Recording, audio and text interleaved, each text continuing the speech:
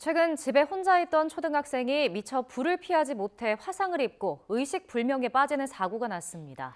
피해 가정은 복지 위기가 감지돼 방문 상담도 이루어졌지만 실제 지원을 받지는 못한 것으로 확인됐습니다. 김희영 기자가 취재했습니다.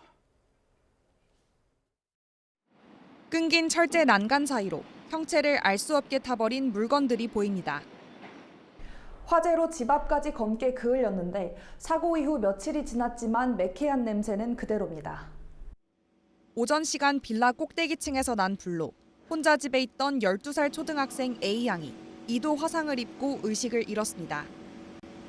화재 당시 신장 투석을 받아야 하는 아버지는 병원에, 어머니는 일터에 있었습니다. 수방차가 와가지고 들것에 실려서 저기 나가가지고 학교까지 다녀온 그런 애기들. 요즘 애기도 안 낳는 세상인데.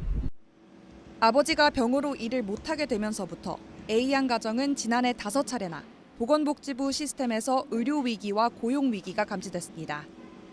구청은 그때마다 복지제도를 안내했지만 어머니의 소득을 포함한 종합재산이 기준 금액을 넘는다는 등의 이유로 지원은 받지 못했습니다.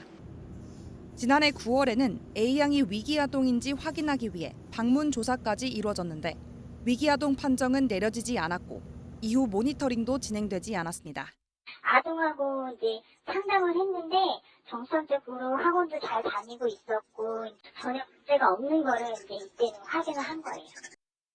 인천시 교육청에서도 아이의 학교 생활이나 교육 관계에 문제가 없었다고 전했지만 정작 새까맣게 타버린 화재 현장에는 빈 컵라면 용기가 쌓여 있었고 감식을 위해 국것으로 보내진 휴대용 가스레인지에는 라면을 끓인 흔적이 남아 있었습니다.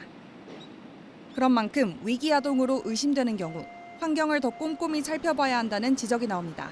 이 경제적 어려움이나 학대뿐만 아니라 아이가 혼자 집에 있는 시간이 있는지도 반드시 확인하고 돌봄 서비스를 적극적으로 연계해야 합니다.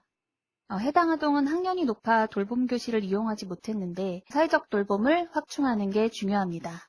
구청과 교육청에서 치료비 등 지원책을 논의하는 가운데 아이의 학교에서도 도움을 줄 방안을 마련하고 있는 것으로 알려졌습니다. YTN 김희영입니다.